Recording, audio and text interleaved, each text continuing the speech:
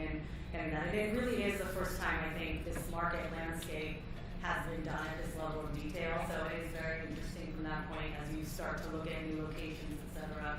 And also, there is actually a lot more in that report about the functions and the service providers types and stuff, which actually was impossible to go through all of that today, so I really recommend downloading it.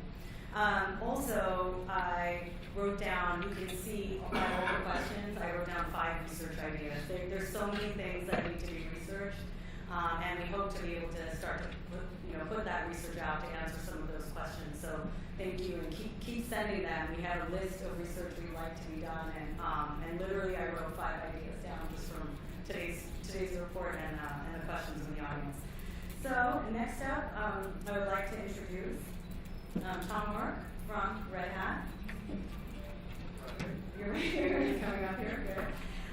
So Thomas is the Senior Manager of IT Acquisitions and Strategy Sourcing at Red Hat. Thomas worked with Red Hat for 6 years, where he's responsible for valuation, technology risk assessment, and global execution of Red Hat's strategic acquisitions and strategic vendor partnerships. He has 5 years of experience deploying, directing, and managing global teams at Red Hat, and then he developed and implemented Red Hat's IT domestic sourcing strategy in 2012. So I'd like to welcome him. He has a very good story, interesting story, so come along. Thank you.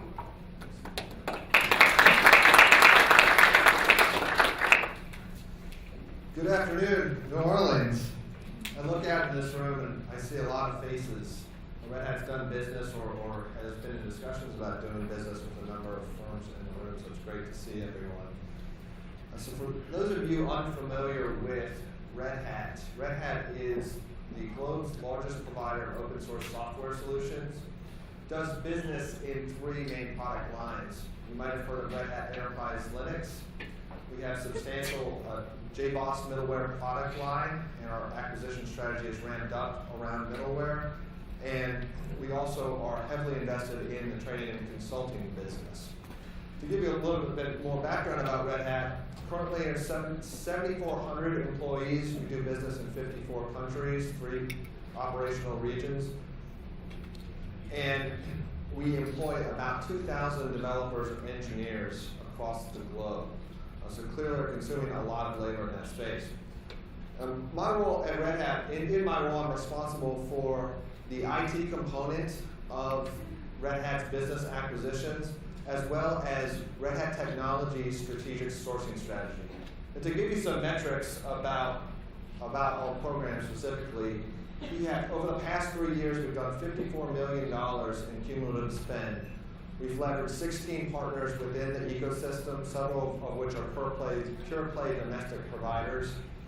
And we, across our department, employ at times anywhere from 200 to 350 contingent staff or domestic sourcing providers. So it's a program that continues to grow. It's somewhat substantial in size, and we've seen rapid growth. Today, I'm going to tell you the story of our sourcing strategy at Red Hat and the evolution of that. It's been a 4-year journey, if you will. And I think that story is going to resonate to suppliers in the audience for a few reasons. I think from a supplier perspective, knowing the decision-making, the strategic decision-making process that went into selecting providers is important, and understanding how the buyer views that relationship and some of the problems that they've encountered should be helpful from a supplier perspective. From a buyer perspective, I think there are 3 key reasons why this story is unique but will resonate with you. And I think the first is that Red Hat dipped their toe into the domestic sourcing market at a very early stage in which the viability of the model wasn't well accepted across the industry at that time. We started doing our due diligence in 2011, and it was only 2013 or 2014 that we started to see more wide-scale acceptance of a domestic sourcing strategy. The second reason why I think this story will resonate is because we were dependent on a number of initiatives within our department that are outside of the sourcing strategy that needed to be successful in order for our program to be successful. And most critically was the transition from the the transition from a waterfall project execution methodology into an agile project execution methodology. Without that transition, we could not have been successful in the program. And I think the third interesting aspect from a buyer perspective of our story is that typically with technology firms and with software firms, the horizon of strategic decision making tends to be pretty short duration. It can be a matter of months. In some cases, it can be a matter of weeks. At Red Hat in 2011, our strategic leadership made a very deliberate effort to look out on a 5-year horizon and to try to anticipate some of the changes and the evolutions that we would see in the industry that would impact our sourcing strategy. So we wanted to be ahead of the game, and we took a pretty comprehensive view across the multiple functions within the department. So I'm here to tell you this abbreviated story. And, it's been interesting, it's been dramatic at times, but we'll go through our approach and open it up to questions here at the end. So I'm going to start by telling this story in reverse. I'm going to give you the ending, and then we'll talk about how we arrived at the ending. Some of the key lessons that we learned are that any sourcing strategy has 3 distinct components. That's innovation, that's foundational application operations, and that's maintenance and support. And that resonates across all of the areas of a corporate IT department or an enterprise IT department. And the lessons I'll tell you, and we'll delve into these further. At the foundational tier, which is activities that your IT department is currently performing regularly to support their customers, 4XD sets the tone. We'll learn about what that means, building some suspense here. But 4XD sets the tone. 4XD is demanding due diligence, sets the tone for the relationship. At the innovation tier, as you look at innovation, you have to look at it very distinctly from core operations within the department. The suppliers that you select are very different from the suppliers that you will select at the core operational and foundational level, and certainly from the support layer. And at the support tier, what we have found is that until you address some of the capabilities at the foundational level within your IT operations, your quality assurance, your development, your release, DevOps release train, you might not reap benefits out of the support tier. So you have to focus, we have found that by focusing on the foundational first, it has eased that discussion on how to bring additional providers into the support tier. And a key message that I want to deliver is don't underestimate the importance of an energized and dynamic leader in driving change through the organization. As you're looking at, as a buyer is looking at developing a comprehensive strategy across the enterprise organization, they need to rely on that energy. They need to rely oftentimes on nuanced discussions with leaders in multiple parts of their organization. In my opinion, an enterprise sourcing strategy is not going to be successful without that energized and dynamic leader. So to give you the backdrop of our sourcing story, go back to 2007. At that time, Red Hat had roughly about $500 million in revenue, was growing very rapidly. We had acquired the JBoss product line, and we were seeing a lot of work ramping up in our IT department to support acquisitions and to support development activity. Our human resources department correctly predicted that staff retention was going to be a major issue as we went through this forecasted accelerated growth period. And so they took some discernible steps and made some heavy investment in staff retention across the organization. So we're looking at incentives for not just key personnel, but all personnel, because we realized we needed to have the manpower to accommodate this massive change. In order to manage that, though, we were looking at traditional personnel assessment processes. So we basically had your ABC top grading system, nothing too dramatic there. Because of this corporate growth focus and the focus on retention, what we saw over time, over an extended duration of 4 to 6 years, was that the type of personnel that we had in the department, they were good at performing the work, but they weren't necessarily good at thinking about how to achieve the work in new and effective ways. And they certainly weren't effective in leveraging emergent technologies to make that work easier, more effective, more efficient. from a management perspective, lower costs over time. And all of that cumulatively had the effect of a lack of ability to innovate across the enterprise, lack of ability to innovate in the IT department. Now, read another way, someone might skeptically say, maybe we're just bad at firing people, but maybe there's some credence to that. But the problem we faced was a lack of ability to innovate. Now, why was that a problem to us? I think a lot of you can predict. The lack of ability to innovate from an IT department perspective inhibits our ability to deliver value to the business. And as you look at, in 2011, in the Red Hat IT department, we had 3 distinct problems to solve. And you can read what they are there, but suffice it to say, we had been given an indication that our corporate budgets were going to be curtailed. We were not going to see 20% year-over-year OpEx growth for the foreseeable future. We were going to see flat budget growth and in some cases negative growth. So we wanted to adapt to that reality. So facing rapid revenue growth, facing a number of acquisitions in the pipeline, we also wanted to position ourselves for being able to meet the need, the increasing demand from the customers that IT was serving as well. So that was certainly a factor that went into the development of the sourcing strategy. And interestingly, competitors were rumored, and I referenced Rackspace here with their fanatical support, but they were rumored to be using emergent technology, particularly in the area of predictive analytics, of which we had no experience with. And we knew that we needed to catch up and we needed to maintain a competitive edge, and the only manner of doing so was to create and foster innovation within the organization. And that's why this innovation, lack of innovation in the department was a problem to us. We had good people, they were executing at the job they were given, but they weren't taking us to the next level. And so as we came together throughout the department, we determined that we needed to address this problem, and we addressed it in 3 areas. Program management, so we need to be able from a program management perspective, and that's where you started seeing accelerated adoption of the Agile methodology.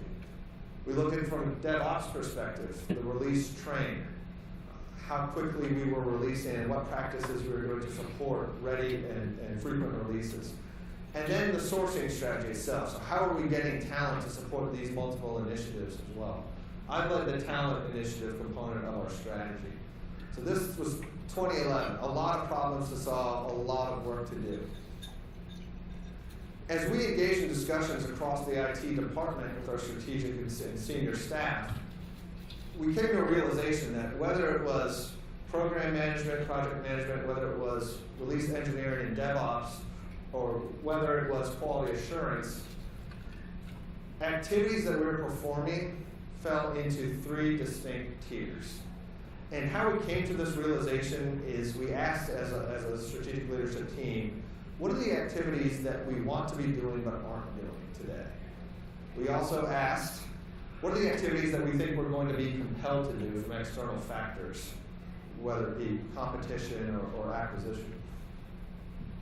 We asked, what are the activities that we are currently doing but need to do better? And then finally we asked, what are the activities that we need to curtail, period, that we want to drive out of the organization or eliminate through innovation? And it fell into those 3 tiers. A couple of years later, as Gartner started talking about the nexus of forces and IDC started talking about the 3rd platform, we realized we were looking at this problem in the right frame of mind and through the right lenses. We also recognized that in order to foster innovation, pure innovation, to do activities that we were not currently doing and bring that into the org, we would have to pay a premium for that. And we recognize that. But moving down the tiers as you get into support, we could achieve lower costs and a lower cost structure across the org.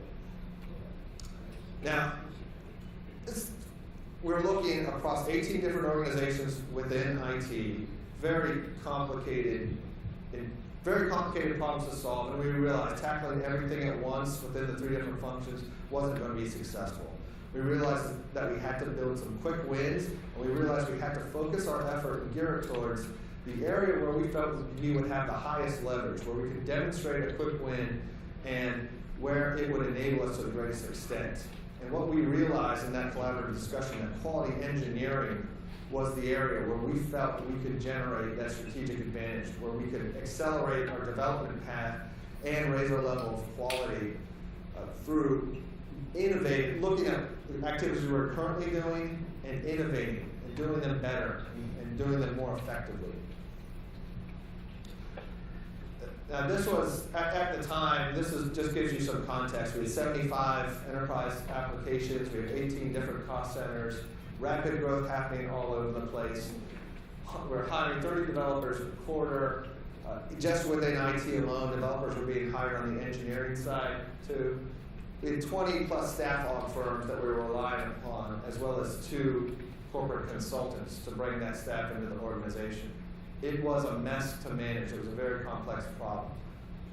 Also noteworthy is that there was new and emerging technology on the forefront. We were hearing a lot about predictive analytics and big data, the early versions of Hadoop, Lucene Solar, and a lot of research technology was starting to become more of a factor. So we knew we weren't necessarily engaging in those discussions, bringing that technology into our department. The last point there is that we entered amidst a backdrop of failed offshore efforts. So in the previous 5 years, we had tried to offload a lot of our application maintenance to our Pune, India support centers. And that was not a good experience, and it really went against what we were trying to do as we transitioned to Agile across the organization. There are also some other failed third-party source managed service engagements. So there was a reluctance to go the offshore route. So we clearly identified the problem. We identified an area to focus upon, and that was quality engineering. Now we looked at the avenues to achieving some growth in that area. And so we had corporate consultants, we had staff aug. We started hearing about this concept of domestic sourcing. We started doing the research. We started hearing that firms were specializing in 1 or 2 distinct IT areas and building a deep level of competency and discipline in those areas. And we actually started doing due diligence on a firm that was in the rural sourcing subsegment located in Nebraska. So I was in charge of the sourcing strategy, and I was bringing these ideas to our CIO and our senior directors at the time. And somehow I convinced our CIO that the answer to our quality engineering problems lied in the middle of Nebraska, in a rural town of 30,000, with a firm that had about 70 personnel in that center, focused on quality engineering and quality engineering innovation. So what you see here, this is a picture of me on the tarmac in Omaha about to take a flight out to Kearney, Nebraska. Now the smile you see is part fear because I had never been on a 3-seater plane before and I wasn't sure how this was going to turn out. But also that I had convinced my boss who's walking up the ladder there that the answer lied in rural Nebraska. I didn't know what to expect. And honestly, at that point when the picture was taken, I didn't know if I'd have a job when I came back to North Carolina. So lo and behold, we chose domestic sourcing as the path for our foundational tier innovation. Now, it's important to note we knew at this point we were building a comprehensive strategy. It was a 5-year strategy. We weren't building a point source solution. We weren't looking at an SOW-based engagement to bring in innovation and solve a problem in the organization. We were looking at building a comprehensive program. And so we realized the importance of success very early on, and that's why customer service became a very important aspect of our due diligence. But we realized that quick success that we would have if we were able to demonstrate that would build additional credibility as we went into solving some of the innovation problems within the organization and solving some of the support challenges later on down the road. And we also realized that we would have different goals for each tier of sourcing.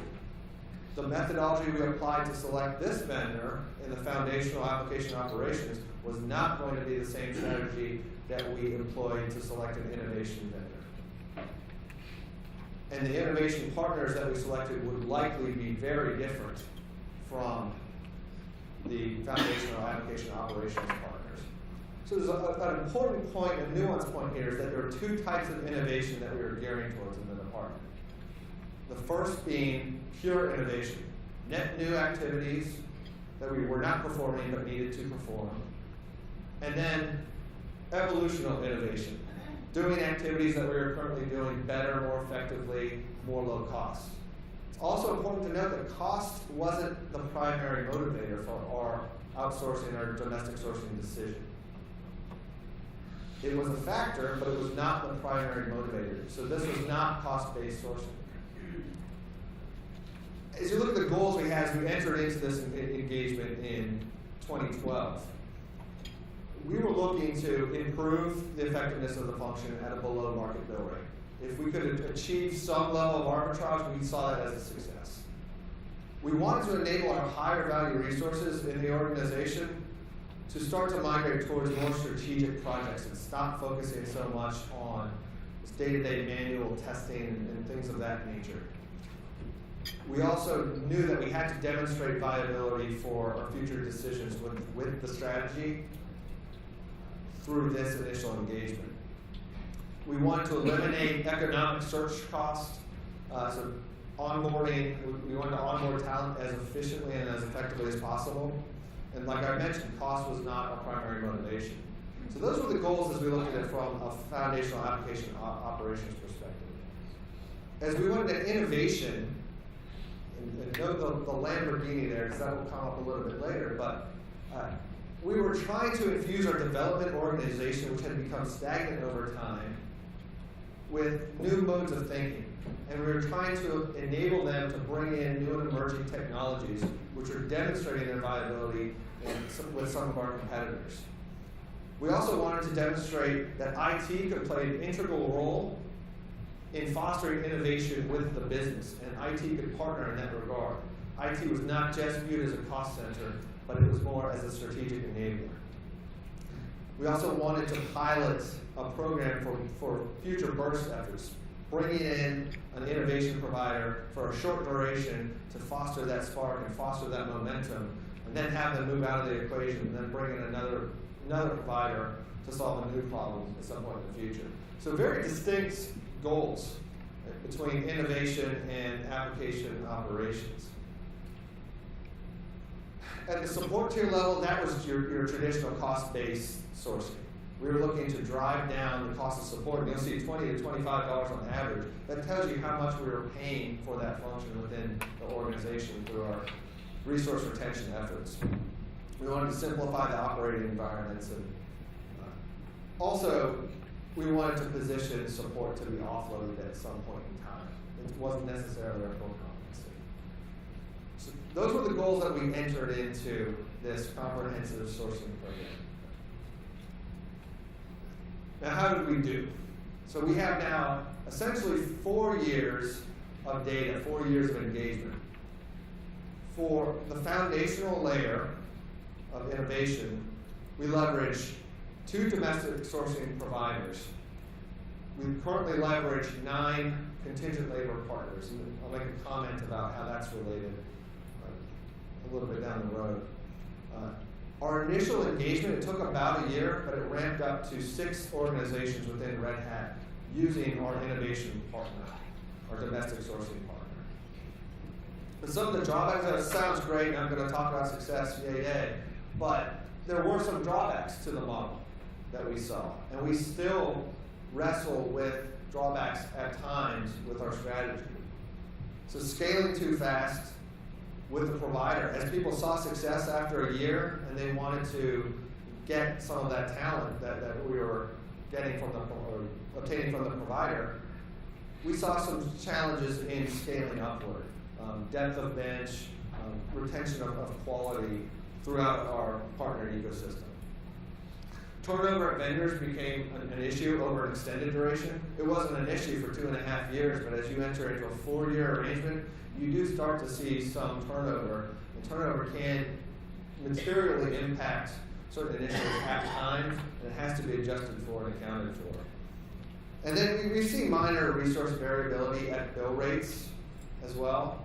And what I mean by that is everyone has a concept of a senior engineer, but oftentimes our concept doesn't align necessarily with the vendor provider. So maintaining that consistency has been a challenge from the application operations perspective and from a provider perspective. Also, so noting that staff aug is related to this. You can select a domestic sourcing provider, you can select a series of them to solve some of your issues internally within the department. But staff aug continues to remain a convenient valve for managers to get talent at times. And that can inhibit the growth of your program or your comprehensive program if it's not addressed.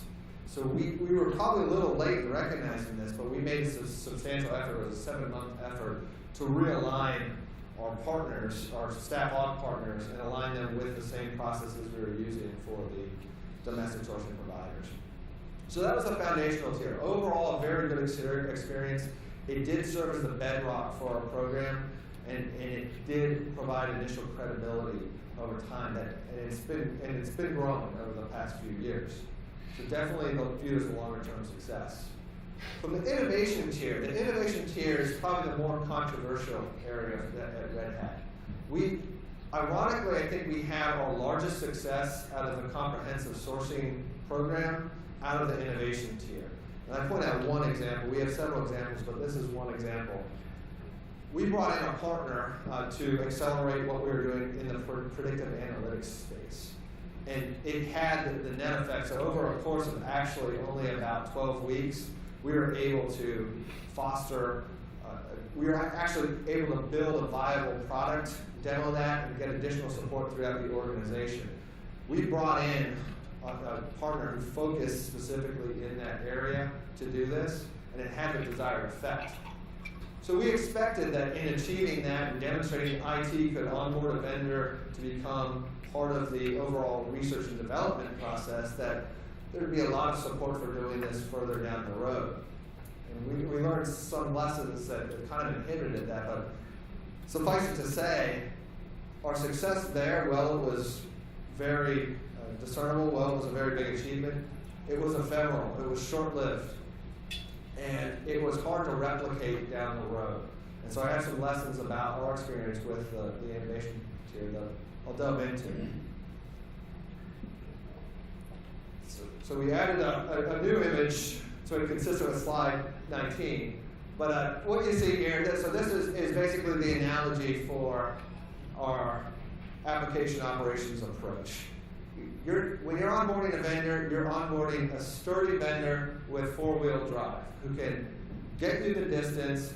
So oftentimes it's not going to look glamorous, but they're going to be able to get it done over time. They're going to be able to innovate and affect that change throughout the organization. But also the concept of 4-wheel drive lends to the analogy of 4XD, and that's do demanding due diligence. So 4XD sets the tone. If you do demanding due diligence up front, and you maintain that tone throughout the duration of the relationship, and you're asking critical questions to your vendors as they expand their engagement, it sets the tone for the positive relationship. And what we found was that when we felt comfortable with the vendor provider, and we sort of let things slip as they ramped up with additional organizations, we tend to see problems crop up in the organization. So we did maintain a consistent due diligence tone throughout, and predictably we saw some issues crop up. So the point being, it goes from the obvious to the stuff that you really come to conferences like this for. Expect to maintain a deep relationship with the vendor throughout time. Expect to budget more than you would want to on travel, and expect to make some changes to foster continuous communication to that vendor about operations, about issues. It's really a dance or a marriage, to sound a little bit cliche, but you have to make that investment, have to enter into it to expect that level of activity. Stick with the formula that works. If you have initial success and you've done thorough due diligence, maintain it. I'm reiterating that first point, but it's very important because that's the only area where we see problems really crop up. Watch for vendors. So vendors are obviously looking to optimize their sales. And the reason that they've gotten in the door, presumably, with your organizations is because they have unrelenting dedication to customer service. They are smaller scale, they can adjust, they can adapt to you, they can make changes when necessary. But at some point, sales becomes a motivation. So watch for the service to sales shift. When they start selling more into your organization and potentially cutting corners to optimize those sales, that's when you know you have an issue that you have to adjust. Which brings me to the next point. Look for the supplier's response to critical incidents. It's inevitable that a critical incident that challenges the health of the sourcing program is going to pop up through the duration of the relationship. If they maintain that initial customer focus, that's a good sign. If they start to become defensive or do not have that response, it's another red flag to watch out for in our experience. Now, a recommendation I would have for the buyer side is that as you look to implement a holistic sourcing program or enterprise program, put one manager in charge of the relationship. There might be several managers utilizing services of a provider, and if they want to continue functional level discussions with that provider, great. But there should be one point of contact for account issues, escalations, and strategic guidance, strategic communications. And the final lesson that we learned is rapid growth on both sides can work. You can use a domestic sourcing provider, you can ramp it up to 6 or 10 organizations internally within your department. But you're going to get there with work, you're going to get there with communication, you're going to get there with addressing hard issues, but it can and has worked in our context. Before that, I was trying to envision how to concisely communicate the lessons that we had from the innovations here to the audience. And I ran across this picture. So what you see here is a Lamborghini in the parking lot of Dick's Sporting Goods. Innovation providers are much like a Ferrari, or much like a Lamborghini, or a sports car. They have capabilities, they move very fast, they deliver results, they generate a lot of attention, they're flashy, and they get results at the end of the day. And a Lamborghini might look good driving down South Beach or driving down the Vegas Strip, but it doesn't necessarily look good as you take your son or daughter to pick up shin guards from Dick's Sporting Goods for soccer practice. Context is key. And that's what you could suffice to say, don't take a Lamborghini to Dick's. So if you're implementing a sourcing strategy across your enterprise, in our experience, we would find that focusing first on an innovation provider to deliver lasting results across the organization is probably not going to result in the same level of success as focusing on the foundational layer, or maybe even the support layer. And there's a number of reasons for that. So the politics, we discovered these, unfortunately, firsthand. Politics around innovation are pretty significant within an organization. As you demonstrate success by fostering innovation as a department, a lot of stakeholders emerge who want to glom onto that success and start making the case that perhaps it was their idea, or other cases like that. But on the flip side, if you're unsuccessful with selecting an innovation partner, all of your enemies within the organization use that as political capital and turn it against you. So it's just a highly politicized environment when you're looking at the concept of innovation, particularly in IT departments, where IT departments don't necessarily have the best reputation in the enterprise. I feel safe in saying that. But it can become highly politicized. So you have to prepare. But another lesson that we learned, this is a very positive lesson. Rapid deployment, it can work. When you hear an innovation partner saying they can ramp up a team of the most highly qualified personnel over a span of 48 hours, deliver on-site, and start delivering results within one sprint, there was no one more skeptical than me about that specific sales pitch. But sure enough, we bought onto it and brought them into the organization, and it works. It is true. You can enter into it skeptically, but we've seen results come out of firms like that. But even if you have success with an innovation partner, and that success doesn't translate to a future engagement with that partner, that success is still very important because it will foster innovation in your department for two reasons. The first is that you're fostering competition. Bringing in an external party will motivate the A players in an organization to start learning about new technologies and start trying to demonstrate that they can adapt. So in and of itself, that fosters innovation through, or positive behaviors through competition. And the second is executive level support. Once executives see that you're having success with an innovation domestic sourcing partner and that it can be done in a very difficult and highly politicized environment, they start pointing to that as an example of why other things, how other things could work, and how other areas aren't necessarily fulfilling that role but need to. So you do generate, in our experience, we generated a lot of political support through the innovation partner.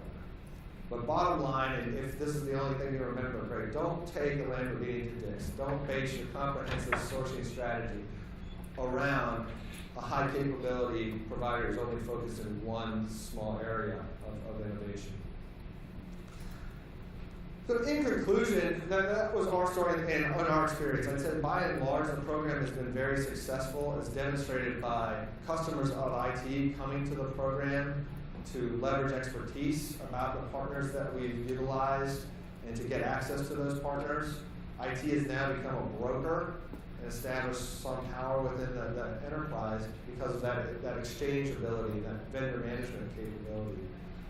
But any comprehensive sourcing strategy, as you look to develop this from the buyer side, or if you're thinking about sales strategy from the seller side, it has to incorporate three distinct tiers. As you look at any enterprise IT department, activities are happening within those three tiers: support, foundational application operations, and innovation. As mentioned, don't take a Lamborghini to Dick's. I can't reiterate that enough. You might generate some great wins, but it's not sustainable over time. Success of your sourcing program, as you look at building domestic sourcing and offshoring as a component, goes alongside statement of work-based providers and your staff aug. So you have to look at those in concert. You have to make an investment on understanding your entire vendor ecosystem. And you have to realize that you're building an ecosystem. You're not just building a point source solution. And last but not least, don't underestimate change management within the organization. Even if you're providing a service that is of value to consumers who want that service, you're going to need to adjust it and position your communications about that strategy and the way that they engage with that vendor. And that entails a high degree of communications.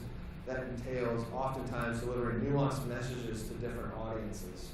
And it's a very dynamic leader, an energized leader that can do so. And if you have someone who symbolically maybe doesn't offer that perspective or doesn't seem to be able to drive it in that manner, you're probably going to fall flat or have some challenges. At least that's what we've seen in our experience. So thank you for your time. Hopefully this was informative, and open it up for some questions.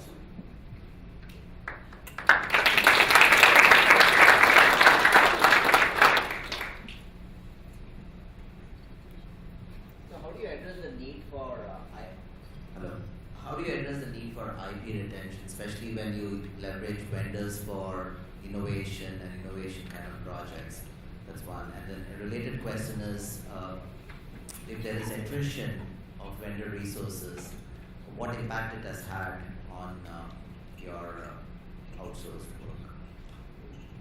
Yeah, definitely. So from the first question, I think it's important to realize that in this commoditized IT landscape, IT has traditionally tried to service as the advisor for the customers within the organization.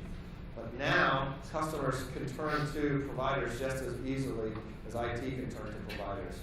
So what IT needs to do in that landscape is establish themselves as a credible advisor and a credible manager of vendors specifically, so that the business comes to them organically and recognizes them for that capability and expertise versus going independently.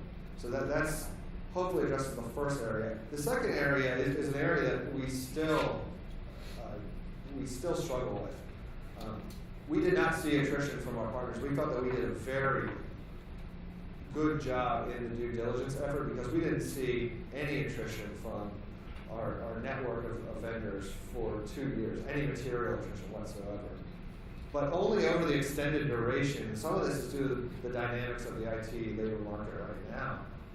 We're starting to see accelerated turnover. What impact has it had? In some cases, so the relationship has given us some early warning that maybe certain personnel were at higher risk of leaving, and that was only revealed through the relationship building. But in other areas, it has hurt some project delivery. When you look at key developers or key engineers not being able to deliver in a given sprint, it can have a material impact on project deadlines, or at least it creates political issues. So I would say due diligence will eliminate a lot of that up front, but over a 4-year duration, you're probably going to see that in a labor market like this. And so you have to be prepared to adjust.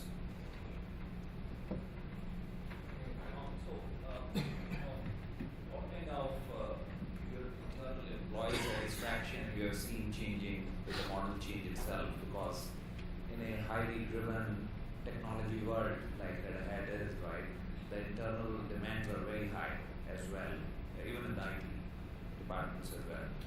Yeah, absolutely. So we've seen, initially there was a lot of skepticism. I would say there was some resentment from certain individuals as we turned to third parties for doing some of the more innovative work in the department.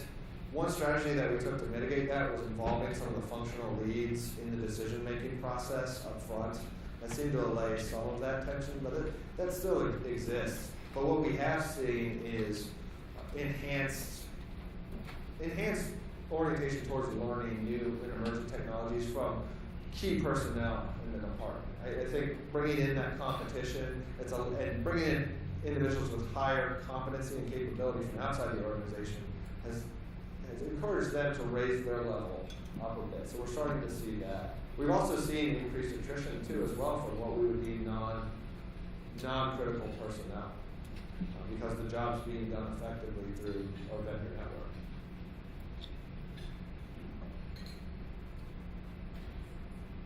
So you mentioned at the beginning that offshore, you guys tried a few different offshore models that didn't work. So I'm curious, obviously a lot of companies have been successful with offshore, especially the lower complexity app support and maintenance.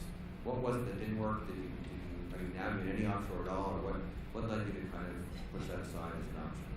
Yeah, I would say so. Our first foray into offshoring was really trying to offload a lot of the U.S. or North America-based development on application maintenance type development to our Pune, India center. But what we found there is that was captive or third party? that was captive. Yeah. And what we found was that management communications was really where I think that fell short. We didn't have a firm structure in place to enforce dissemination of information between India and between the U.S.